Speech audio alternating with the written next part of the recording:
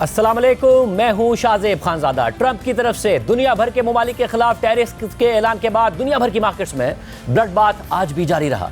किसी मार्केट में कोविड के बाद की बदतरीन गिरावट देखी गई तो कोई मार्केट 1997 यानी 28 साल बाद सबसे ज्यादा आज गिरी। तेल की कीमतें कई माह की कम तरीन सतह पर आ गई और आज $60 से भी नीचे गिर गई थी।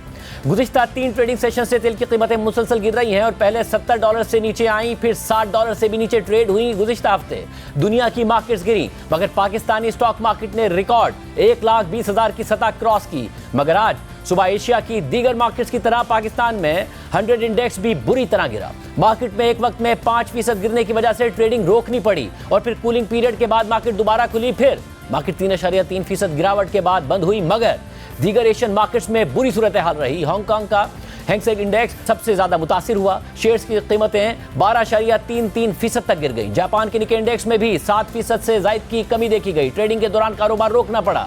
शंघाई स्टॉक मार्केट में 7.34% की गिरावट हुई। यूरोपियन मार्केट्स में मुकम्मल ब्लडबाथ देखा गया और फिर अमेरिकी मार्केट्स भी इंतहाई मंदी के साथ खुली। डाउ जोन्स इंडेक्स खुलते ही 5% से ज्यादा गिर गया। तमाम टेक्नोलॉजी और दीगर स्टॉक्स में जुमेरात और जुमे की मंदी का सिलसिला आज भी जारी रहा। फिर मार्केट वोलेटाइल हो गई। 1600 पॉइंट्स गिरने के बाद अचानक चंद मिनट में 400 पॉइंट्स प्लस हो गई, फिर माइनस हो गई और इंडेक्स मुसलसल और तेजी के साथ ऊपर नीचे होता रहा। यह सिलसिला इस वक्त भी जारी है। सदर ट्रंप के दोस्त एलॉन मस्क की कंपनी टेस्ला के शेयर्स मुसलसल गिरकर $450 से $220 से भी नीचे की सतह पर ट्रेड हुए। यानी ट्रंप के जीतने के बाद टेस्ला की स्टॉक प्राइस में जितना भी इजाफा हुआ था वो खत्म हो गया है और अब इस बात के खतरात बढ़ गए हैं कि ट्रंप के इकदाम दुनिया भर की मईशतों में रिसेशन का बाइस बनेंगे, जिससे खुद अमेरिका के साथ साथ दीगर ममालिक के अवाम भी मुतासिर होंगे। मगर ट्रंप इस बात के दावेदार हैं कि शॉर्ट टर्म के इन झटकों के बाद लॉन्ग टर्म में अमेरिकी मईशत को उनके इकदाम का फायदा ही होगा। मगर माहिरीन मईशत खबरदार कर रहे हैं कि इन इकदाम का बैनुल अक़वामी मईशतों के साथ साथ अमेरिका को नुकसान ही नुकसान होगा। दुनिया भर की मईशतों का अमेरिकी मईशत पर इन्हिसार कम हो जाएगा। डॉलर का एक रिजर्व करेंसी के तौर पर दर्जा मुतासिर हो जाएगा। चीन अपना रसूख बढ़ाएगा और अमेरिका के हलीफ और हरीफ सब मजीद चीन के करीब चले जाएंगे। सदर ट्रंप दावा कर रहे हैं कि तकरीबन 60 ममालिक ने उनकी हुकूमत से राब्ता किया है ताकि टैरिफ कम करने के लिए नए मुआहदों पर मुज़ाकरात हों। यूरोपीय यूनियन ने कहा है कि वो अमेरिका से मुज़ाकरात के लिए तैयार है और इंडस्ट्रियल अशिया पर टैरिफ जीरो करने के लिए भी तैयार है। मगर चीन ने सदर ट्रंप से मुज़ाकरात के बजाय मुकाबले का रास्ता इख्तियार किया है। ट्रंप ने गुज़िश्ता बुध को चीन पर मजीद 34% इजाफी टैरिफ लगाकर टोटल 54% कर दिए और चीन ने जुमे को जवाब में अमेरिकी दरामदात पर 34% टैरिफ लगा दिए और साथ में यह पैगाम भी दे दिया कि सदर ट्रंप की जानिब से लगाए गए टैरिफ का मनफी असर जरूर होगा मगर आसमान नहीं गिर जाएगा। जितना ज्यादा दबाव होगा चीन उतना ही मजबूत होगा। इस पर सदर ट्रंप ने अब से कुछ देर पहले सोशल मीडिया पर जवाब दिया है। ट्रंप के मुताबिक मैंने तमाम ममालिक को यह वार्निंग दी थी कि मेरी तरफ से लगाए गए टैरिफ्स पर रद्द अमल ना दें। मगर चीन, जिसने माजी में अमेरिका के लीडरों की कमजोर पॉलिसियों का सबसे ज्यादा फायदा उठाया है, उसने जवाब में अमेरिका पर मजीद 34% टैरिफ लगा दिए हैं। हालांकि पहले से ही टैरिफ लगाए हुए थे। चीन ने दहाइयों से फायदा उठाते हुए अरबों डॉलर्स कमाए हैं मगर अब ऐसा नहीं होगा। अमेरिका के पास वो कुछ करने का मौका है जो उसे दहाइयों पहले कर गुजरना चाहिए था। इस सब के नताइज एक अजीम अमेरिका की सूरत में निकलेंगे और अगर चीन ने 34% टैरिफ को विड्रॉ नहीं किया तो अमेरिका 8 अप्रैल से चीन के ऊपर 50% टैरिफ लगा देगा जो कि 9 अप्रैल से इफेक्टिव होंगे। और इसी के साथ साथ चीन के साथ जो भी उनकी तरफ से रिक्वेस्ट की गई है मीटिंग्स, वो भी तमाम निगोशिएशंस टर्मिनेट कर दी जाएंगी। इस सारी सूरत हाल में पाकिस्तान और अमेरिका के वज़ीर ख़ारजा का टेलीफोनिक रब्ता हुआ है। दफ्तर ख़ारजा के एलामिया के मुताबिक डिप्टी वज़ीर आज़म और वज़ीर ख़ारजा इसहाक़ डार का अमरीकी वज़ीर ख़ारजा मार्को रूबियो से दो तरफ़ा ताल्लुक़ात, इलाक़ाई सलामती और इक़्तिसादी ताउन पर तबादला ख़याल हुआ है। पाकिस्तान ने अमेरिका के साथ शराकत दारी मजबूत बनाने के अज़म का इज़हार किया। गुफ्तगू में तिजारत, सरमायाकारी और इंसदादी दहशतगर्दी में ताउन की अहमियत पर जोर दिया गया। अमरीकी वज़ीर ख़ारजा ने मुख्तलिफ शोबों में पाकिस्तान से ताउन का इज़हार किया। गुफ्तगू में मुआशी और तिजारती ताउन को मुस्तक़बिल के ताल्लुक़ात की बुनियाद करार दिया गया। अफ़गानिस्तान में छोड़े गए अमरीकी फौजी साजो सामान के मसले पर भी गुफ्तगू हुई। दोनों रहनुमाओं का करीबी राब्ते में रहने और मुश्तरका मफादात के फ़रोग़ पर इत्तफ़ाक़ हुआ। इस हवाले से बात करेंगे। हमारे साथ मौजूद हैं माहिर मईशत मोहम्मद सुहेल साहब, साबिक़ वज़ीर ख़ज़ाना मिफ्ताह इस्माइल साहब और अमेरिका से मैं ज्वाइन कर रहे हैं माहिर मईशत उज़ैर यूनुस साहब। आप तीनों का बहुत शुक्रिया। मोहम्मद सुहेल साहब, पहले बताइएगा कि स्टॉक मार्केट ने पिछले हफ्ते तो ऐसा लगा कोई फ़र्क ही नहीं पड़ रहा, आज अचानक बहुत तेज़ी से मंदी हुई, मार्केट होल्ड करना पड़ा, फिर 3.3% गिर के बंद हुई। क्या फाइनली कोई रियलाइजेशन है कि पाकिस्तान को भी बहुत भरपूर किस्म का नुकसान हो सकता है इस मामले से? बिस्मिल्लाहिर्रहमानिर्रहीम। थैंक यू शादेब भाई। देखिए, हम भी थोड़े से परेशान थे कि लास्ट वीक पाकिस्तान पे असर क्यों नहीं हुआ। आई थिंक उसका रीज़न ये था कि लोग समझ रहे थे कि ये मसला वीकेंड तक हल हो जाएगा, मगर आज जब सुबह पाकिस्तान खुला ही नहीं था तो हमने देखा कि 10% जो है हांगकांग डाउन था, 7% के करीब जापान डाउन था, और इंडिया जो पाकिस्तान से कोई कुछ ही मिनट पहले खुलता है वो भी 3-3.5% डाउन था। तो ये एक पैनिक क्रिएट हो गया कि पाकिस्तान इम्यून रह नहीं सकता ये सारे क्राइसिस में। तो फिर जाके रियलाइजेशन हुई। इसके साथ साथ हमने काफी दिनों के बाद ये भी देखा कि फॉरेनर्स ने भी सेलिंग की है $3 से $4 मिलियन की, तो वो भी एक प्रेशर ऐड हो गया। और हमें ये भूलना नहीं चाहिए कि पाकिस्तानी मार्केट कोई डबल ट्रिपल हो गई है पिछले 1-2 सालों में, जिसकी वजह से लेवरेज की पोजीशन भी काफी ज्यादा है, ऑल्दो मैनेजेबल जरूर है। तो जो लेवरेज का इन्वेस्टर होता है वो बहुत जल्दी पैनिक करता है, और हमने यही देखा कि फॉरेनर्स के साथ वो इन्वेस्टर जिन्होंने लेवरेज किया था उन्होंने बेचा। मगर अगर हम ऑल इन ऑल देखें तो जो एशिया में मार्केट्स गिरी हैं उसके निस्बतन पाकिस्तान आज भी रिलेटिवली कम गिरा है, क्योंकि पाकिस्तान में शायद फॉरेनर्स का इतना ज्यादा पोर्टफोलियो इन्वेस्टमेंट नहीं है, और शायद ये भी है कि उम्मीद की जा रही है कि शायद पाकिस्तान या तो मैक्रो इकोनॉमी साइड पे या तो बहुत ज़्यादा असरअंदाज नहीं हो, या हो सकता है कि जिस तरह 9/11 के बाद और कोविड के बाद फ़ायदा हो गया था पाकिस्तान बेनिफिशरी, उसकी वजह से मार्केट एक शदीद गिरावट के बाद आखिर में कुछ रिकवर भी हो गई। सर साहब, आपकी मैंने रिपोर्ट भी देखी कि ट्रेड की वजह से अगर कोई नुकसान होता है तो $10 अगर ऑयल की कीमतें गिरे हैं तो उसका तकरीबन $2 अरब का पाकिस्तान को ट्रेड में इंपोर्ट्स में फ़ायदा होता है। तो ऑल इन ऑल इस सारी सूरत हाल को आप देख कैसे रहे हैं, एक्सपोर्ट्स का इम्पैक्ट बामुकाबला, क्योंकि पाकिस्तान की ज़्यादातर प्रॉब्लम्स एक्सटर्नल हैं, अब पता नहीं ऑयल प्राइसेस कितना गिरती हैं या इस लेवल पर कितना अरसा रहती हैं, मगर आप किस तरह देख रहे हैं मीशत पर असरात को? देखिए, मुझे लगता है प्रोबेबिलिटी हाई है कि पाकिस्तान के एक्सटर्नल अकाउंट को सपोर्ट मिल जाएगी, जो करंट अकाउंट है उसमें बेहतरी हो जाएगी।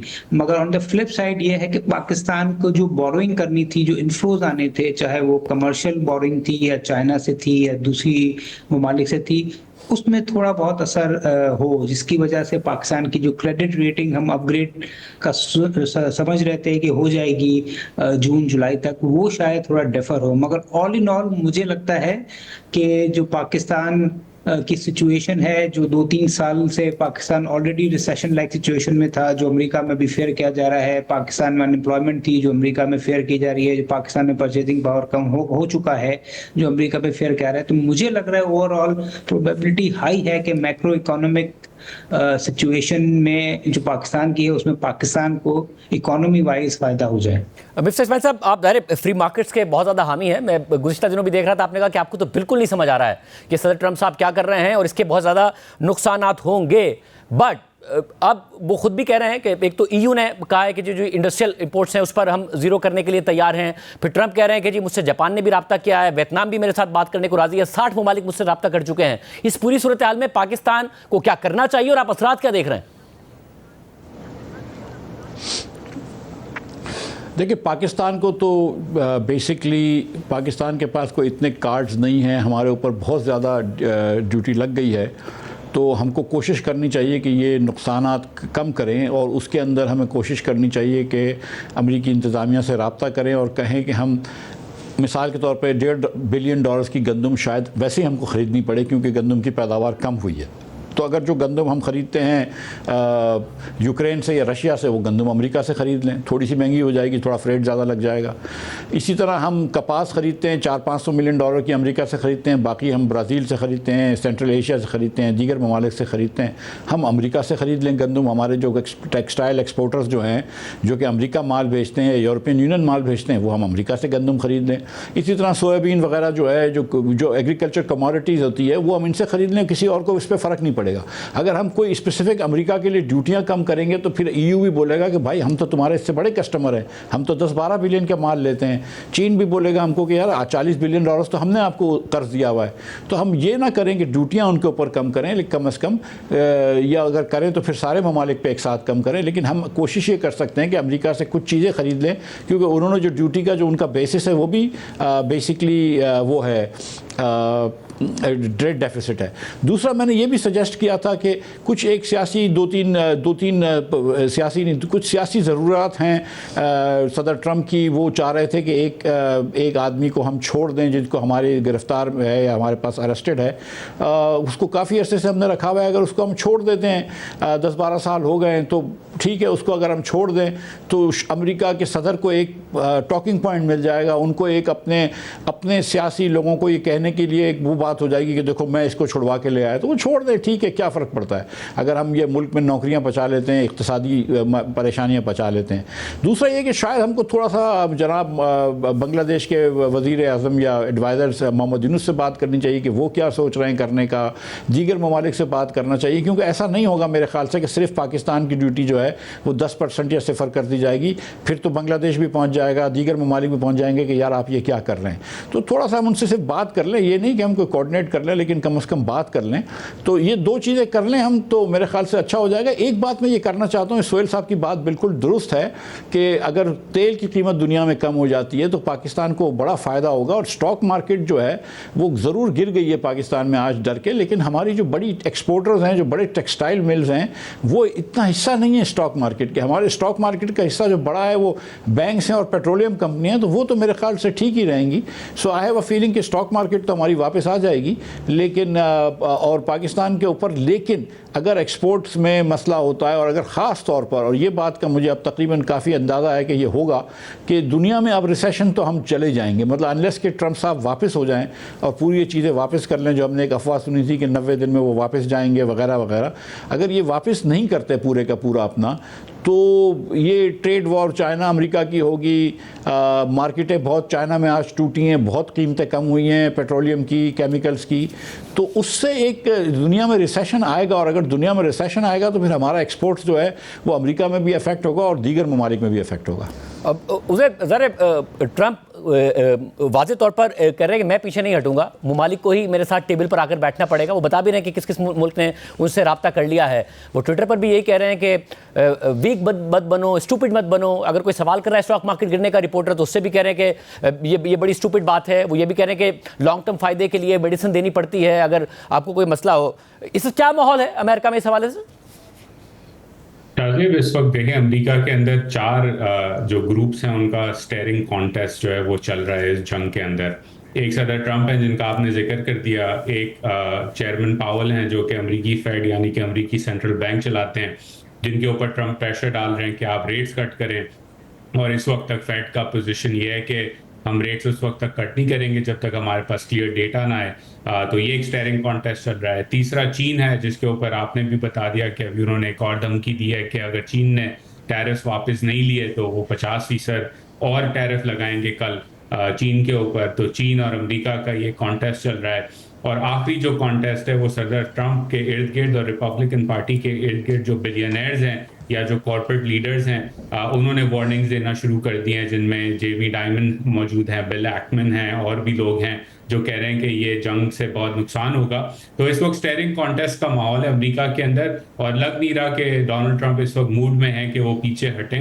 اگین کچھ لوگوں کا ماننا ہے کہ اگر اس ہفتے اسٹاک مارکیٹ میں مندی بڑھتی رہتی ہے تو شاید وہ پیچھے ہٹیں, لیکن میں سمجھتا ہوں کہ یہ آسان نہیں ہوگا ان کے لیے پیچھے ہٹنا اتنا آسانی سے, بالخصوص اس لیے کیونکہ وہ کمزور نظر آئیں گے دنیا کو, اور ڈونلڈ ٹرمپ اپنے آپ کو کمزور دکھانا نہیں چاہتے چاہے ملک کا کتنا بھی نقصان ہو. تو اس وقت یہ ماحول ہے امریکہ کے اندر.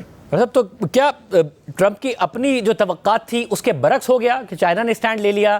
کچھ ممالک تو ظاہر کہہ رہے ہیں ہم بات کریں گے, انہیں لگا کہ وہ جو پہلے دفعہ انہوں نے دھمکی دی تھی اس کے بعد جو ہے تمام ممالک مان جائیں گے, ان سے مذاکرات کر لیں گے. پھر ظاہر لاسٹ وینسڈے کو انہوں نے فائنلی ٹیرفس کا اعلان کر دیا. کہ کیا ان کی اپنی توقعات کے برعکس ہو رہا ہے؟ ایک طرح سے ہم کہہ سکتے ہیں توقعات کے برعکس ہو رہا ہے, لیکن دوسری طرف میرا اپنا ماننا یہ ہے کہ یہ انہیں معلوم تھا کہ اتنا امپیکٹ آئے گا اور شور مچے گا اور مندی ہوگی. اس کے اوپر صدر ٹرمپ کے ارد گرد جو لوگ ہیں, بالخصوص اسٹیون میران جو کہ کاؤنسل آف اکنامک کاؤنسل چلا رہے ہیں, اور بیسنٹ جو کہ ٹریجری سیکریٹری ہیں, انہوں نے اس بارے میں کافی مہینوں پہلے سے لکھ دیا تھا کہ ان کی اسٹریٹجی ہوگی کیا. ایک جو مسئلہ اس کے اندر آیا ہے اسٹریٹجی کے اندر, اور اسٹریٹجی بیسکلی ہے یہ کہ ان کا ماننا ہے کہ امریکہ نے جو نظام بنایا تھا فری ٹریڈ کا اور فری فلو آف کیپٹل کا، جو کہ امریکہ کو کچھ لوگ کہتے ہیں سوٹ کرتا ہے، ان کا ماننا یہ ہے کہ اس کی وجہ سے امریکہ کو بہت نقصان ہوا ہے اور اس سسٹم کو ہمیں اب فنڈامنٹلی تبدیل کرنا ہوگا. تو اس کے لیے وہ تبدیل کر رہے ہیں. جو ایڈوائزرز تھے میران جیسے، انہوں نے لکھا تھا اپنی ایڈوائس میں ڈونلڈ ٹرمپ کے لیے کہ آپ اپنے دوستوں کو قریب رکھیں اور چین کے اوپر زیادہ فوکس کریں. لیکن ڈونلڈ ٹرمپ کی ارد گرد جو لوگ موجود ہیں، سگنل گیٹ میں بھی ہم نے دیکھا، وہ یورپ کو، جاپان کو، ساؤتھ کوریا کو، ویتنام کو زیادہ جو ہے ذمہ دار سمجھتے ہیں، ٹو رپ آف امریکہ جو ان کے الفاظ ہوتے ہیں. تو پہلے انہوں نے اپنے دوستوں کو ٹارگٹ کیا، کینیڈا سے شروعات کی، پھر جاپان اور ویتنام کو ٹارگٹ کرنا شروع کیا اور اب چین کو کر رہے ہیں. اس کی وجہ سے مسئلہ یہ ہوا ہے کہ جو آپ کے ساتھ آپ نے اپنے دوست ساتھ لے کے چلنے تھے، وہ بھی آپ سے خفا ہو گئے ہیں اور گھبرا گئے ہیں کہ کیا امریکہ جو ہے وہ اپنی ڈیل پہ، اپنے الفاظ پہ، صدر ٹرمپ اپنی ڈیل پہ قائم رہتے ہیں کہ نہیں، اور اس وجہ سے جو ہے ہم زیادہ والیٹیلیٹی دیکھ رہے ہیں مارکیٹ کے اندر. اور سہیل صاحب، ذرا پاکستان کی کوئی بہت زیادہ ایکسپورٹس نہیں ہے، بہت زیادہ کوئی زر مبادلہ ہم کماتے نہیں ہیں، مگر ریمیٹنسز متاثر ہوتی ہیں اگر باہر ریسیشن آئے، اور ہماری ریمیٹنسز پہ بہت زیادہ انحصار ہے، ایکسپورٹس بھی اگر متاثر ہوتی ہیں تو پاکستان کو کس طریقے سے آپ سمجھتے ہیں کہ ساری کی ساری سچویشن میں دیکھ رہے ہیں؟ دیکھیں، ایکسپورٹ تو متاثر ہوں گی، بالخصوص ٹیکسٹائل کی، جس طرح مفتاح نے بھی بتایا، مگر ریمیٹنس کا کوئی بہت زیادہ کوئی ریلیشن نہیں ہے اس سے، ریسیشن سے. اور خاص طور سے ہم نے دیکھا ہے کہ پچھلے 2-3 سال میں زیادہ انفلو جو ہے وہ مڈل ایسٹ سے آ رہا ہے، اور مڈل ایسٹ میں تھوڑا بہت سلو ڈاؤن ہو سکتا ہے، مگر کوئی بہت زیادہ وہاں پریشانی نہیں لگ رہی ہے. تو میرا خیال میں $1-2 بلین یا $2-3 بلین ریمیٹنس اور ایکسپورٹس کم ہو جاتی ہیں، تو اتنا ہی آئل امپورٹ بل اور جو دوسرے امپورٹس آپ کرتے ہیں، فوڈ اینڈ ادر، وہ بھی کم ہو جائیں گے. تو میرے خیال میں، جس طرح میں نے کہا کہ پاکستان کو یا تو کوئی امپیکٹ نہیں ہوگا یا شاید تھوڑا سا فائدہ ہی ہو جائے. دوسری جانب جو ہمیں کچھ کرنسی میں پریشر نظر آ رہا تھا، روپیہ تھوڑا سا کمزور ہو رہا تھا، اب یہ جو حالات ہیں جس میں امریکن ڈالر بھی گر رہا ہے، تو مجھے لگتا ہے کہ وہ پریشر شاید کم ہو جائے. تو یہ ایک طرح سے بلیسنگ ہوگی، جس کی وجہ سے ہمیں لگ رہا ہے کہ جو مہنگائی ہم ایکسپیکٹ کر رہے تھے پہلے، وہ اس سے کم ہو، جس کا فائدہ عوام کو ہوگا کہ مزید انٹرسٹ ریٹ کم ہو سکتے ہیں. تو آل ان آل فرق ضرور پڑے گا، مگر چونکہ پاکستان ایک لوکل اکانومی ہے اور 24-25 کروڑ کی آبادی پہ زیادہ منحصر کر رہی ہے رادر دین انٹرنیشنل ڈیمانڈ پہ، تو شاید پاکستان ریلیٹیولی امیون رہ سکتا ہے اس کرائسس میں. اور مفتیٰ صاحب، ظاہر بہت زیادہ تجزیے ہو رہے ہیں کہ ٹرمپ جو گلوبلائزیشن ہے، جو ٹریڈ کے ذریعے پوری دنیا نے ترقی کی ہے، اس کو ریورس کرنے جا رہے ہیں. آپ کے خیال میں یہ ٹھیک ہے، یا پھر یہ کہا جائے کہ جو امریکہ سینٹرک گلوبلائزیشن ہے، جس میں ظاہر ڈالر کی بڑی ایک سینٹرل حیثیت ہے، امریکہ کی اپنی مارکیٹس، اپنی کنزمپشن کی ڈرائیو کرتی ہے وہ اکانومی، دنیا کی اکانومیز کو، اس کے اینڈ کی طرف جائیں، باقی ممالک کہیں نہ کہیں سے راستہ نکال لیں گے؟ دیکھیے، ممالک رابطہ نکال لیں گے. امریکہ کی جو معیشت ہے وہ گو کہ دنیا کی سب سے بڑی ہے، مگر وہ ریلیٹیولی کم ہو رہی ہے کمپیئر ٹو کہ چائنا بہت تیزی سے بڑھ رہا ہے، اور پرچیزنگ پاور پیریٹی پہ تو چائنا کی معیشت امریکہ سے بڑی ہے. اور دیکھیں، امریکہ کو جب دوسری جنگ عظیم کے بعد سے ڈالر جب سے ان کی انٹرنیشنل کرنسی بن گیا ہے، ڈی فیکٹو انٹرنیشنل کرنسی بن گیا ہے، بیسکلی صرف روپیہ ان کا ڈالر دے کر آپ دنیا سے چیزیں خرید سکتے تھے.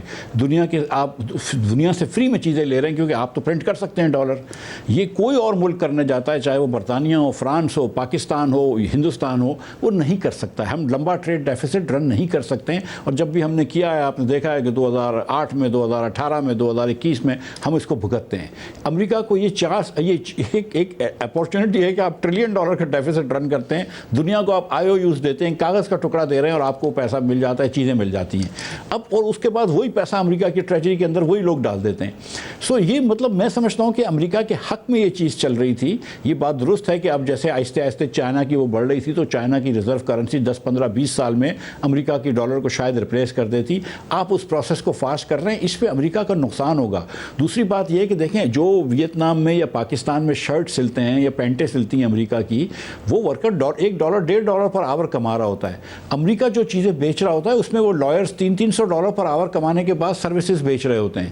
آپ یہ کچھ بھی کر لیں، جتنی ڈیوٹی لگا لیں، 300% ڈیوٹی لگا لیں پاکستان کے اوپر, ویتنام کے اوپر, وہ شرٹ امریکہ میں اب نہیں سل سکتا, وہ مطلب اس کا امریکہ کے اندر وارے میں نہیں آئے گا. یہ ضرور ہو سکتا ہے کہ پاکستان میں کیونکہ 30% ڈیوٹی اور گوٹے مالا میں 10% ہے, تو پاکستان سے گوٹے مالا چلے جائے گا, ویتنام سے ایجپٹ چلے جائے گا. امریکہ میں یہ جابز واپس نہیں جا سکتی ہیں. اب امریکہ کو ویسے چاہیے بھی نہیں, امریکہ کو کانسنٹریٹ کرنا چاہیے ہائی اینڈ جابز کے اوپر. لائرز ہوں, آپ آرٹیفیشل انٹیلیجنس کے سافٹ ویئر لکھ رہے ہوں, آپ دنیا کے سوشل میڈیا کی کمپنیز بنا رہے ہوں, موویز بنا رہے ہوں, یہ جابز کرنی چاہیے. یہ پینٹے سینے کا کام تو امریکہ کو نہیں کرنا چاہیے. تو میں سمجھتا ہوں کہ یہ اکنامک مس گائیڈڈ تھنکنگ ہے کہ آپ لو اینڈ کے جابز یا اسٹیل کے ورکرز کے جاب یا آٹو مینوفیکچررز کے جاب امریکہ میں لے لیں گے, وہ اب نہیں ہو سکتا ہے. اور جس طرح کی انٹیگریٹڈ دنیا کی سپلائی چین ہے, مطلب مجھے نہیں لگتا اب یہ بہت نقصان ہوگا دنیا کا اگر یہ ٹرمپ صاحب کے ٹیرف واپس نہیں گئے یا اگر کوئی ڈیلز نہ ہوں. میری دعا ہے کہ ہر ملک ڈیل کر لے, خاص طور پہ بالخصوص پاکستان کر لے.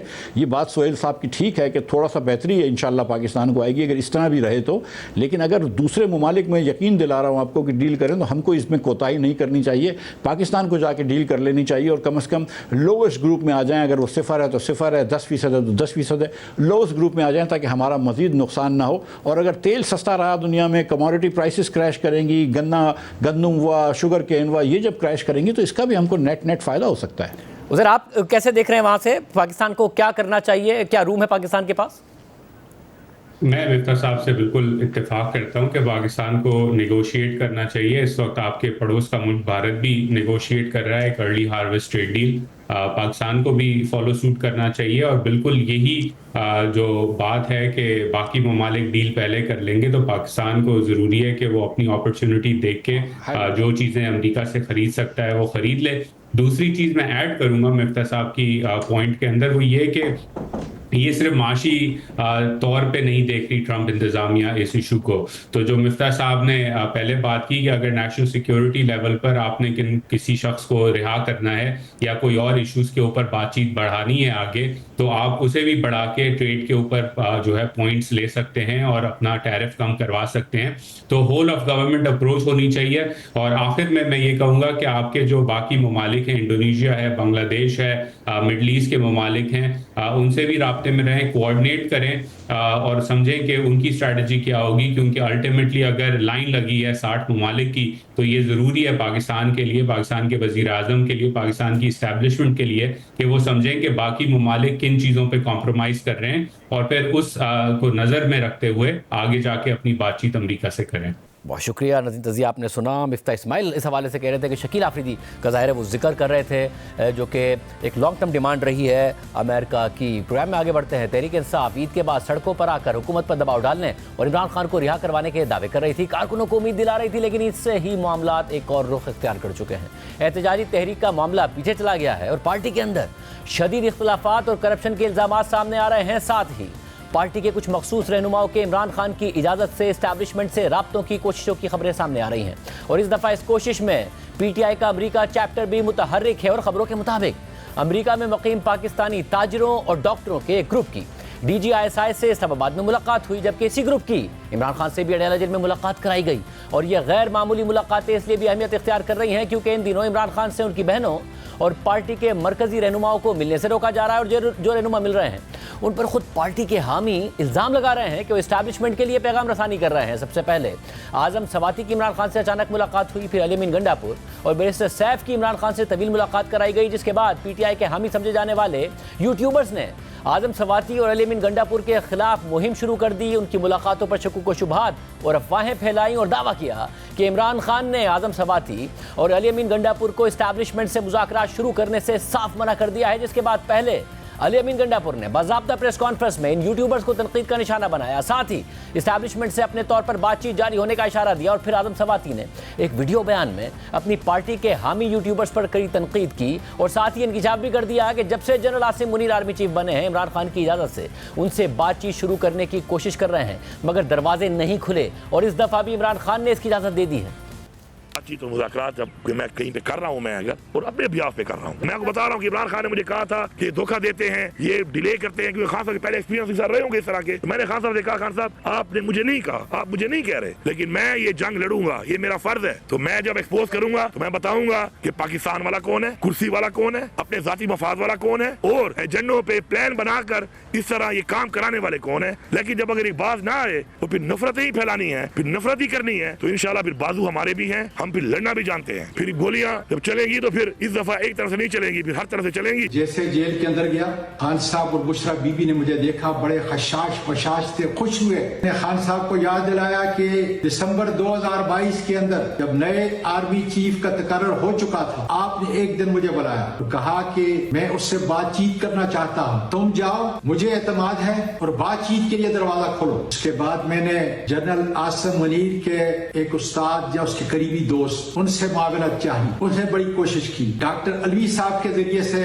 काफी कोशिश की गई। इस वक्त एक बड़े मशहूर एंकर हैं, उनके जरिए से हमने कोशिश की, लेकिन दरवाजे नहीं खुले बातचीत के। मैंने खान साहब को फिर कहा, खान साहब 22 अगस्त को मैं जो यहाँ पे आया था, अल्लाह गवाह है कि मेरा किसी भी ISI के किसी फर्द से कोई बात नहीं हुई थी। मुझे पार्टी के सारे जो लीडर हैं, जिसमें उमर अयूब खान था, जिसमें अली अमीन खान था, शिबली फराज साहब थे, दीगर लोग वहाँ पे मौजूद थे, उन्होंने मुझे सोया उठाया। गौर साहब टेलीफोन पे थे कि आप गौर साहब के साथ जाओगे और इस जलसे को 22 अगस्त के मुलतवी कराओगे, इसलिए कि खून खराबे का खतरा है। खत्म नबुव्वत के सिलसिले में मैं वो पैगाम आपके पास ले आया था। खान साहब ने कहा, मुझे अच्छी तरह याद है, आपने कहा था सुलह हुदैबिया हो सकता है कि ये सुलह हुदैबिया की सूरत इख्तियार कर जाए। खान साहब मैं इस वक्त आया हूँ, मेरा किसी से कोई राब्ता नहीं है, मुझे इजाजत दें कि मैं डॉक्टर अलवी के जरिए और दूसरे लोगों को शामिल करके बातचीत के दरवाजे खोलूं, अपनी कोशिश करूं, नतीजा मेरे परवरदिगार के सामने। खान साहब ने कहा, तुम्हें बिल्कुल इजाजत है। मैंने फिर पूछा कि मुझे तो कम से कम फिर आने का मौका मिलता है या नहीं मिलता। खान साहब ने कहा कि तुम्हें बताने की जरूरत नहीं कि तुम किसके जरिए से बातचीत करोगे, मुझसे अब तुमने नहीं पूछना, अगर बातचीत करते हैं तो मैं पहले दिन की तरह से तैयार हूं। पार्टी से ताल्लुक रखने वाले दो सरकर्दा रहनुमा एस्टैब्लिशमेंट से मुज़ाकरात की कोशिशों के वाज़े इशारे दे रहे हैं। इमरान खान की परमिशन से ये बात हो रही है, आज़म सवाती कह रहे हैं, मगर आज PTI के चेयरमैन बैरिस्टर गौहर खान ने साथियों के सवालात पर जवाब देते हुए कहा कि एस्टैब्लिशमेंट के साथ राब्तों से इतना ही बाखबर हूँ जितना आप लोग बाखबर हैं। तिजारी तहरीक अलायंस के साथ चलाएंगे। एस्टेब्लिशमेंट के साथ जो एक नए राब्तों से मुतालिक बातचीत हो रही है, तो क्या वो एस्टेब्लिश हो चुके हैं? राब्तों से मैं इतना ही बाखबर हूँ जितना आप बाखबर हैं, लेकिन देखो कोई ना कोई तरीका निकलना चाहिए। बैरिस्टर साहब क्या मुस्तकबिल देख रहे हैं महीने बाद या अनकरीब जो है, क्योंकि पाकिस्तान तहरीक इंसाफ जो है वो सड़कों पर भी आ रही है। पाकिस्तान तहरीक इंसाफ आइंदा का अलायमत जो तय करेगी अलायंस के साथ तय करेंगे इंशाल्लाह ताला। ईद के बाद हमने कहा था, मौलाना साहब ने भी हमें ये कहा था कि मैं अपने जो मजलिस आमला है उसके साथ में बातचीत करूंगा, तो आपको मैं इन्फॉर्म करूंगा 15 अप्रैल के बाद, वो भी हमें इन्फॉर्म करेंगे। हम सारे इंशाल्लाह ताला जो अपोजिशन की सियासी जमातें हैं उनके साथ राबिता करेंगे, अलायंस बनाएंगे, जो कुछ आइंदा का लाए अमल होगा वो अलायंस के साथ इंशाल्लाह ताला तय करेंगे।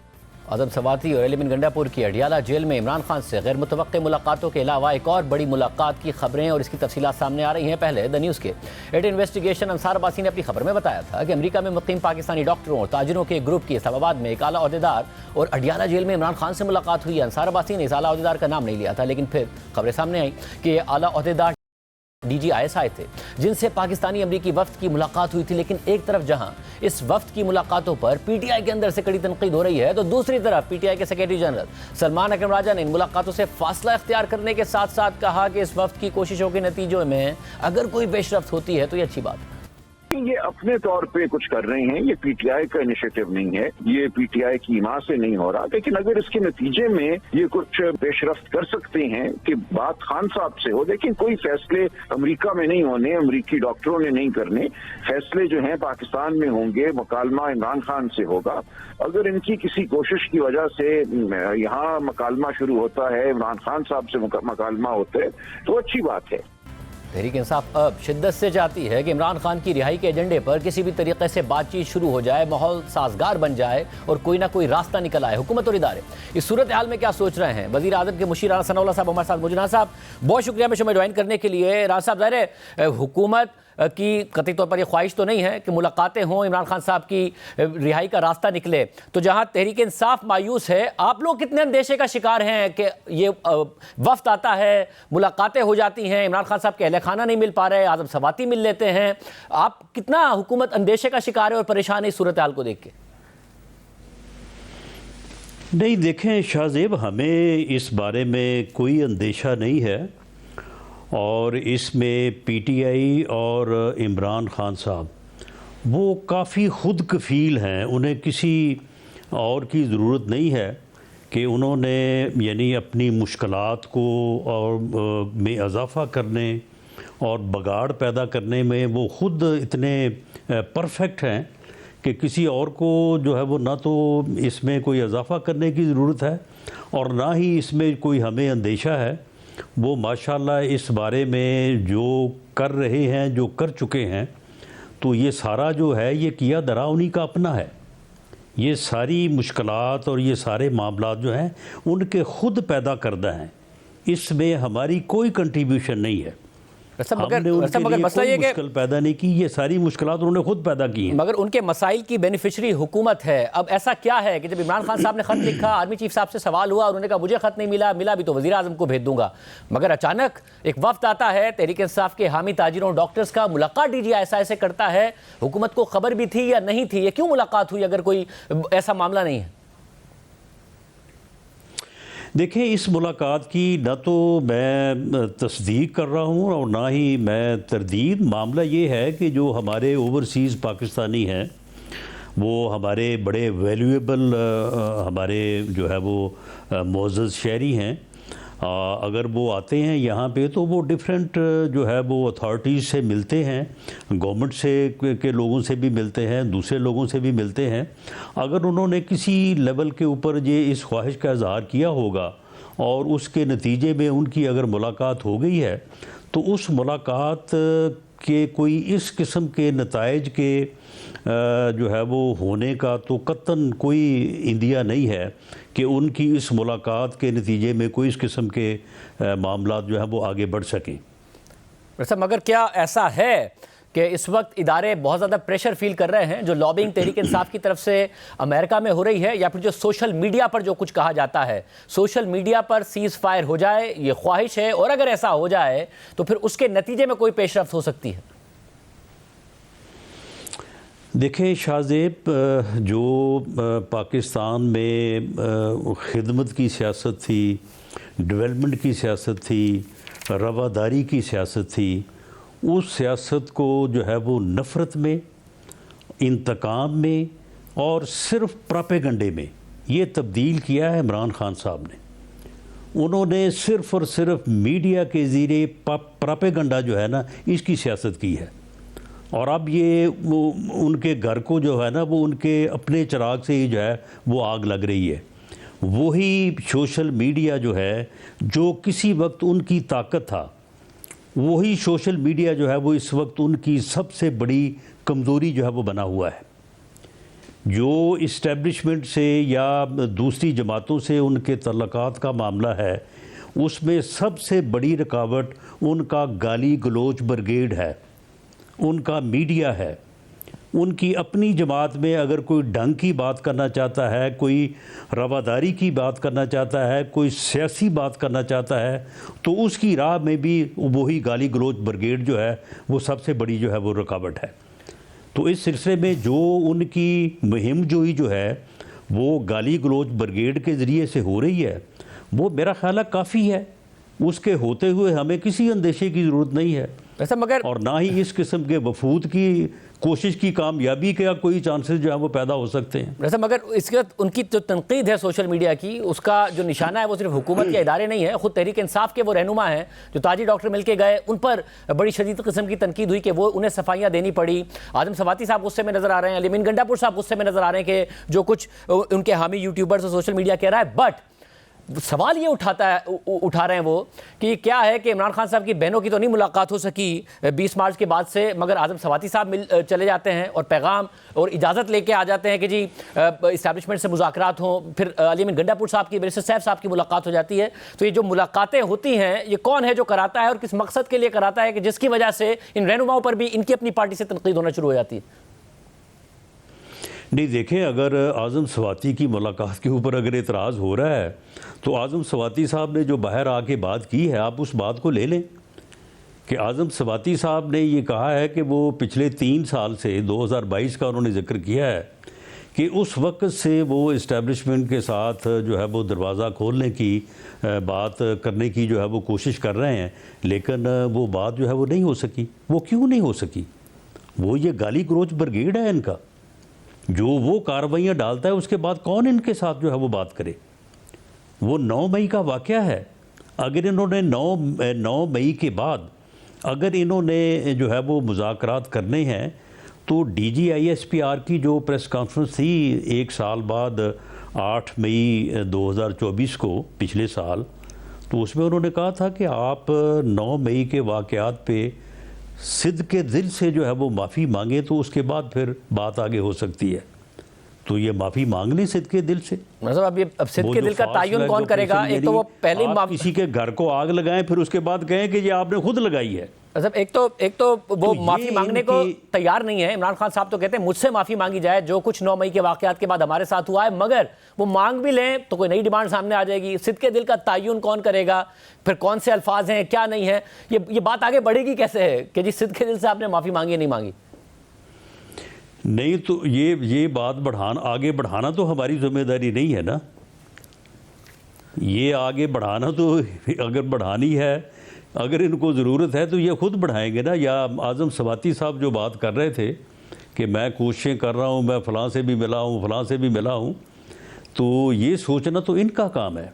بس اب یعنی اگر عمران خان صاحب، کیونکہ ابھی ظاہر مختلف رہنما سوشل میڈیا سے فاصلہ اختیار کرتے ہیں، ان کی طرف سے جو باتیں کی جاتی ہے فاصلہ اختیار کرتے ہیں. عمران خان صاحب نے ابھی تک ظاہر نہیں منع کیا ہے، نہ ہی ان کی بہنوں نے ملاقات کے بعد منع کیا ہے کہ سوشل میڈیا پر یہ باتیں نہ کی جائیں، بٹ مختلف رہنماؤں کی بات تو نہیں مانتا ان کا سوشل میڈیا. عمران خان صاحب کی طرف سے پیغام آ گیا، ان کی بہن نے کمیونیکیٹ کر دیا، تو ایسی صورت میں تو پھر راستہ نکل سکتا ہے اور حکومت کمفرٹیبل ہوگی اگر یہ ہو گیا.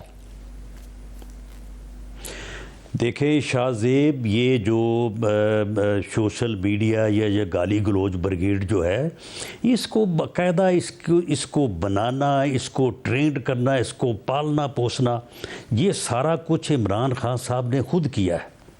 اور اس سے انہوں نے اس ملک کی سیاست میں جو ہے وہ نفرت لے کے آئے ہیں، انتقام لے کے آئے ہیں، اس ملک کی سیاست کو تباہی کی طرف جو ہے وہ لے کے گئے ہیں. تو اب جو ہے کیا انہوں نے اس کا شکار نہیں ہونا؟ یہ جو گڑھا انہوں نے پوری قوم کے لیے یا باقی جماعتوں کے لیے کھودا تھا اس میں خود گرنا نہیں ہے. یہ تو فطرت کا اصول ہے نا. یعنی حکومت کو جو ہے وہ فرار نہیں ہے. یعنی حکومت کو کوئی پریشانی نہیں ہے کہ ایک وفد آئے تحریک انصاف کے حامیوں کا، پھر خبر یہ بھی آئے کہ انہوں نے صرف ڈی جی آئی ایس سے نہیں بلکہ عمران خان سے بھی ملاقات. آپ کو کوئی پریشانی نہیں ہے کہ یہ اچانک کیا ہوا ہے؟ شاہ زیب، میں نے پہلے بھی کہا ہے کہ یہ اس معاملے میں اتنے خود کفیل ہیں کہ کسی پریشانی کی ضرورت ہی نہیں ہے. یہ بالکل ان چیزوں سے جو نہ باہر نہ پارٹی کے اندر یہ باز نہیں آئیں گے، آ سکتے ہی نہیں ہیں. ان کی جو ہے وہ یہ اٹھے ہی اس چیز سے ہیں. مطلب ایک اور جو ایفرٹ ہے وہ اپوزیشن الائنس کی ہے، جس کی طرف ظاہر بیرسٹر گور صاحب جیسی شخصیات ہیں وہ اس طرف ایکٹیویٹی کرنے کی کوشش کر رہی ہیں، اس امید کا اظہار کر رہے ہیں. عید کے بعد ظاہر سڑکوں پر آنے کا اعلان کیا تھا، مگر پارٹی اب آپس میں لڑائی کرتی نظر آ رہی ہے. بٹ یہ اپوزیشن الائنس پہ بھی آپ کو کوئی خطرے کی نشاندہی نہیں کرتا؟ کیونکہ مولانا نے اس سے پہلے ضرور کہا تھا کہ ہمارے جو معاملات ہیں وہ مثبت سمت میں ضرور گئے ہیں، اختلافات کم ضرور ہوئے ہیں. دیکھیں شاہ زیب، اگر اس ملک کی سیاست نے آگے بڑھنا ہے، جسے پچھلے 15 سال سے بانی پی ٹی آئی جو ہے وہ روکے ہوئے ہیں، یہ اکتوبر 2011 سے لے کے آج تک لے لیں کہ انہوں نے پولیٹیکلی جو ہے انہوں نے ہمیشہ کوشش کی ہے کہ جو ہے وہ ڈائلاگ کی بجائے سیاست میں ڈیڈ لاک جو ہے وہ پیدا کیا جائے. 11 سے 18 تک جو انہوں نے کیا وہ آپ کے سامنے ہے. 18 سے پھر 22 تک جو ہوا، اب اس کے بعد بھی آپ نے 9 مئی اور اس کے بعد یہ 24 نومبر اور 26 نومبر جو ہے وہ آپ نے دیکھ لیا ہے. ان کی ابھی تک وہی سمت ہے. لیکن اگر اس ملک میں جمہوریت کا کوئی مستقبل ہے, سیاست کا کوئی مستقبل ہے, تو وہ پولیٹیکل پارٹیز کا آپس میں بیٹھنا ہے. پولیٹیکل پارٹیز جو ہے وہ جب تک ٹیبل پہ نہیں بیٹھیں گی, پولیٹیکل فورسز جب تک آپس میں جو ہے وہ بات نہیں کریں گی, اس وقت تک جو ہے وہ معاملات آگے نہیں بڑھ سکتے. بہت شکریہ نصر اللہ صاحب ہمارے ساتھ موجود تھے. اس اہم موڑ پر پی ٹی آئی میں اندرونی اختلافات کا ایک اور سنگین مرحلہ شروع ہو گیا ہے, جس میں خیبر پختونخوا سے تعلق رکھنے والی پارٹی کے سرکردہ رہنما ایک دوسرے پر سنگین الزامات لگا رہے ہیں, کرپشن کے الزامات لگا رہے ہیں, سازشی ہونے کے الزامات لگا رہے ہیں. پہلے صرف علی امین گنڈا پور اور عاطف خان گروپ کے تنازعات سامنے آتے تھے, مگر اب علی امین گنڈا پور نے عاطف خان اور شہرام ترقی کے ساتھ ساتھ اسد قیصر کو بھی نشانے پر لے لیا ہے. علی امین گنڈا پور اور P T I Khyber Pakhtunkhwa حکومت کے سابق صوبائی وزیر تیمور سلیم جھگڑا بھی آمنے سامنے آ گئے ہیں. تیمور سلیم جھگڑا کے خلاف 36 ارب روپے کی مبینہ بدعنوانی کی تحقیقات کا معاملہ چل رہا ہے. تیمور سلیم جھگڑا بھی علی امین گنڈا پور کے اثاثوں پر سوالات اٹھا رہے ہیں, جبکہ اعظم سواتی اور بابر سلیم سواتی کے درمیان اختلافات بھی مزید واضح ہو رہے ہیں. اور پی ٹی آئی کی اندرونی احتساب کمیٹی بابر سلیم سواتی کے خلاف کرپشن کے الزامات کی تحقیقات کر رہی ہے. ان سارے اختلافات میں علی امین گنڈا پور کا پارٹی قیادت کے حوالے سے عمران خان سے منسوب بیان بڑے تنازع کی وجہ بنا ہوا ہے. علی امین گنڈا پور کے حالیہ بیان کے مطابق الیکشن کے دنوں میں عمران خان کی ہدایات تھیں کہ اسد قیصر, عاطف خان اور شہرام ترقی کو صوبائی اسمبلی کا ٹکٹ نہیں دینا, بلکہ انہیں صرف قومی اسمبلی کا ٹکٹ دینا ہے, کیونکہ یہ سازشی ہیں. صوبائی اسمبلی میں رہے تو تنگ کریں گے. خان صاحب کے احکامات ہے کہ عاطف, شہرام اور اسد قیصر کو ایم پی کا ٹکٹ نہیں دینا. اب میں تو کھل کے بات کرتا ہوں کہ یہ سازشی ہیں, یہ سازش کرتے ہیں. اس سے پہلے سازشیں کرتے رہے حکومتوں میں. اب میں اتنا کنفرم تھا خان کی کتاب میں اس وقت کہ میں سی ایم بنوں گا, کہ مجھے یہ پیغام آیا کہ یہ سازشیں کرتے ہیں چونکہ تو اس کو تنگ کریں گے بعد میں, تو ان کو صوبائی اسمبلی میں نہیں چھوڑنا. کہ مجھے یہ رپورٹ آئی تھی وفوری کے دوران کہ تیمور جھگڑا پہ اعتبار نہیں کرنا, یہ ملا ہوا ہے. اور کہاں سے آ رہا ہے میں وہ نام نہیں لوں گا, لیکن آپ کو سمجھ آ جانی چاہیے کہاں سے آیا ہوگا. اور یہی تیمور جھگڑا واحد آدمی ہے جو گرفتار نہیں ہوا, میری پوری اسمبلی گرفتار ہوئی. علی امین گنڈا پور کے اس بیان کے بعد سے پی ٹی آئی میں اندرونی تنازع مزید بڑھ گیا ہے, جسے کم کرنے کے لیے بیرسٹر گوہر خان, سلمان اکرم راجہ اور علیمہ خان متحرک ہیں, اور انہوں نے مذکورہ رہنماؤں کو ہدایت کی ہے کہ اس حوالے سے خاموشی اختیار کریں. تاہم اسد قیصر, عاطف خان اور شہرام ترقی مطالبہ کر رہے ہیں کہ پارٹی علی امین گنڈا پور کے بیان کی تحقیقات کروائے. آج تحریک انصاف کی قومی اسمبلی میں پارلیمانی پارٹی کے اجلاس میں بھی اس معاملے پر تحفظات کا اظہار کیا گیا. جیو نیوز کے نمائندے حیدر شیرازی کی ذرائع سے خبر کے مطابق اجلاس میں علی امین گنڈا پور کے بیان پر تشویش اور ناراضی کا اظہار کیا گیا.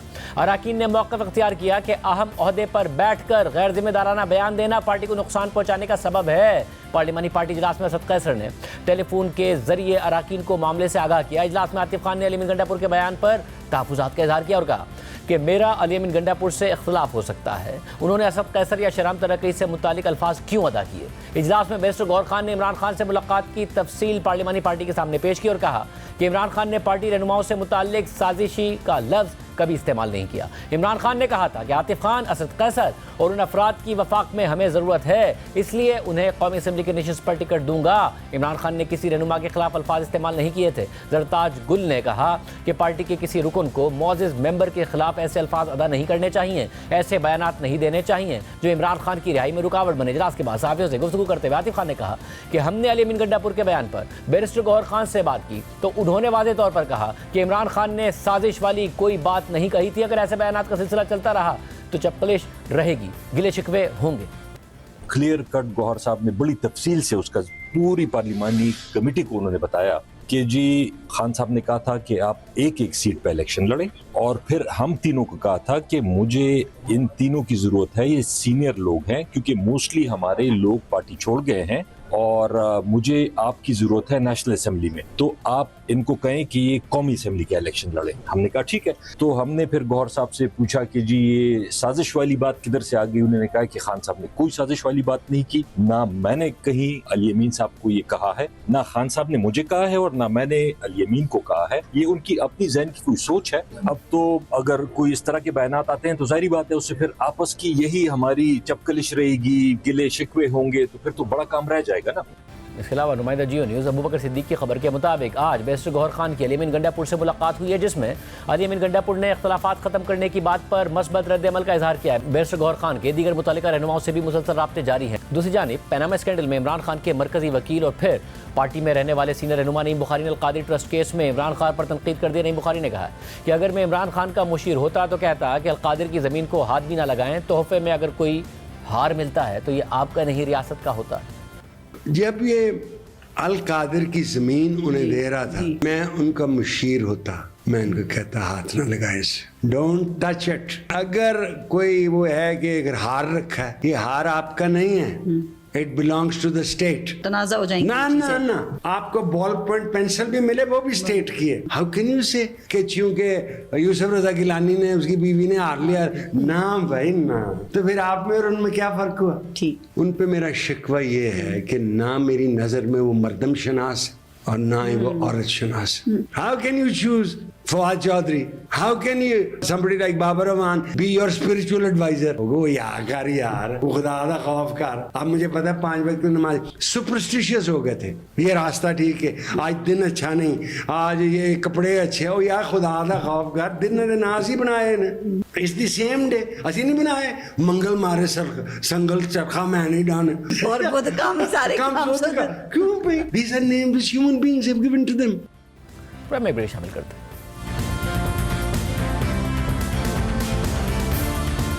ایک ماہ کی عارضی جنگ بندی کے یک طرفہ خاتمے کے بعد غزہ میں اسرائیلی جارحیت کی نئی لہر پوری شدت کے ساتھ جاری ہے, اور 18 مارچ کے بعد شروع ہونے والے تازہ اسرائیلی حملوں میں اب تک تقریباً 1400 فلسطینی شہید ہو چکے ہیں, اور صرف آج صبح سے ہونے والے حملوں میں اب تک 42 فلسطینی شہید ہو چکے ہیں. اسرائیلی فورسز نے غزہ کو ملنے والی امداد بھی بند کر دی ہے, جس کی وجہ سے پوری پٹی میں صورتحال اس وقت انتہائی سنگین ہے اور ایک بڑا انسانی المیہ جنم لے چکا ہے. الجزیرہ کے مطابق طبی ذرائع نے بتایا ہے کہ غزہ پٹی پر اسرائیلی حملوں میں صبح سے اب تک کم از کم 42 فلسطینی شہید ہو چکے ہیں, جن میں سے 22 افراد وسطی اور جنوبی غزہ کے علاقوں میں اسرائیلی حملوں کا نشانہ بنے ہیں, جبکہ غزہ حکومت کے مطابق گزشتہ 24 گھنٹوں کے دوران اسرائیلی حملوں میں کم از کم 57 افراد شہید اور 137 زخمی ہوئے ہیں. 18 مارچ کو اسرائیل کی جانب سے غزہ پر حملوں کے دوبارہ آغاز سے اب تک تقریباً 1400 افراد شہید ہو چکے ہیں, جبکہ 3400 سے زائد زخمی ہوئے ہیں, جبکہ 7 اکتوبر 2023 سے اب تک غزہ میں مجموعی شہادتیں 50,750 سے زائد ہو چکی ہیں, جن میں کم از کم 17,500 بچے شامل ہیں, اور زخمیوں کی تعداد بھی 1,15,000 سے زائد ہے. ان حملوں میں عام شہریوں کے علاوہ بڑی تعداد میں صحافی اور ریسکیو ورکرز بھی اسرائیلی فورسز کا نشانہ بن رہے ہیں, جس کی ایک مثال 23 مارچ کو غزہ کے علاقے رفح میں فلسطینی ہلال احمر پر ہونے والا حملہ ہے, جس میں 15 ریسکیو ورکرز اسرائیلی فورسز کی فائرنگ سے شہید ہو گئے تھے. اسرائیلی فوج نے اس حملے سے متعلق شروع میں دعویٰ کر دیا کہ کچھ مشتبہ افراد ریسکیو گاڑیوں میں مشتبہ انداز میں ان کے اہلکاروں کی جانب بڑھ رہے تھے اور ان کی لائٹس بھی بند تھیں, جس کی وجہ سے ان پر فائرنگ کی گئی. لیکن بعد میں جب واقعے میں شہید ایک ریسکیو ورکر کے فون کی ویڈیو سامنے آئی, جس میں حقائق اس دعوے کے بالکل برعکس تھے, جس پر اسرائیلی فوج نے اپنا ابتدائی بیان بھی واپس لے لیا. اس حوالے سے الجزیرہ کی رپورٹ میں واقعے کی تفصیلات بتائی گئی. This is a video recovered from a Palestinian paramedic. یہ ویڈیو ایک فلسطینی پیرامیڈک کے موبائل سے برآمد ہوئی ہے, جس کی لاش جنوبی غزہ کے علاقے رفح میں ایک خفیہ قبر سے ملی. یہ 23 مارچ کی بات ہے, جب فلسطینی ہلال احمر, سول ڈیفنس ٹیمز اور اقوام متحدہ کے ایک ملازم پر مشتمل پیرامیڈکس کا ایک قافلہ مدد کی ایک اپیل پر رسپونڈ کر رہا تھا. ان کی گاڑیوں سے واضح تھا کہ یہ پیرامیڈکس کی گاڑیاں ہیں, اور ان کی ایمرجنسی لائٹس بھی صاف نظر آ رہی تھیں. جب قافلہ رک گیا تو اسرائیلی فوجیوں نے اس پر کئی منٹ تک فائرنگ کی. یہ پیرامیڈک اپنے آخری لمحات میں کلمہ شہادت پڑھ رہا ہے, اور بالآخر اس کی آواز دھیرے دھیرے غائب ہونا شروع ہو جاتی ہے. 1 ہفتے تک کسی کو معلوم نہ تھا کہ ان ریسکیو ورکرز کے ساتھ کیا ہوا. آخرکار اسرائیل سے اجازت ملنے کے بعد اقوام متحدہ کی ٹیم اس علاقے میں داخل ہوئی, اور پھر یہ ہولناک انکشاف سامنے آیا. اشهد ان لا اله الا الله اشهد ان محمد رسول الله اشهد ان لا اله الا الله اشهد ان محمد رسول الله الله اكبر. One of the victims' bodies received more than 20 bullets. متاثرین میں سے ایک کی لاش پر 20 سے زائد گولیوں کے نشانات تھے. کچھ کو ہتھکڑیاں لگا کر دفن کیا گیا, جبکہ دیگر کو ایمبولینس کے اندر ہی قتل کیا گیا. لیکن بعد میں ان کی لاشیں ایک اجتماعی قبر سے برآمد ہوئیں. اس سے یہ ثابت ہوتا ہے کہ اسرائیلی فوجیوں نے جان بوجھ کر امدادی اور طبی عملے کو قتل کیا, پھر ان کی لاشیں ایمبولینس اور گاڑیوں سے نکال کر ایک اجتماعی قبر میں دفن کر دیں. اس ویڈیو کے منظر عام پر آنے سے پہلے اسرائیل نے فائرنگ سے انکار نہیں کیا تھا, لیکن اس کا دعویٰ تھا کہ یہ گاڑیاں مشتبہ انداز میں ان کے فوجیوں کی جانب بغیر لائٹس کے بڑھ رہی تھیں. تاہم اب یہ ویڈیو واضح طور پر اس دعوے کی تردید کرتی ہے, اور گاڑیوں پر ریسکیو کے نشان بھی واضح موجود ہیں, اور ان کی ایمرجنسی لائٹس بھی جل رہی تھیں. اقوام متحدہ اس واقعے پر ایک آزادانہ تحقیقات کا مطالبہ کر رہی ہے. یہ ویڈیو سامنے آنے کے بعد اسرائیل اپنے ابتدائی بیان سے پیچھے ہٹ گیا اور اسرائیلی فوجیوں کی جانب سے ریسکیو ورکرز کے قتل کو تسلیم کر لیا. اس کے علاوہ آج فلسطینی ہلال احمر کے صدر نے پریس کانفرنس کرتے ہوئے واقعے کی تفصیلات بتائیں اور واقعے پر ایک آزاد بین الاقوامی تحقیقاتی کمیشن کے قیام کا مطالبہ کیا ہے تاکہ حقائق کا تعین کیا جا سکے, ذمہ داروں کو جواب دہ ٹھہرایا جا سکے. جرمنی اور آسٹریلیا سمیت دیگر ممالک نے بھی میڈیکل ورکرز پر ہونے والے اس حملے کی شفاف تحقیقات کا مطالبہ کر دیا ہے. آج کے پروگرام میں اتنا ہی. اجازت دیجیے, اللہ حافظ.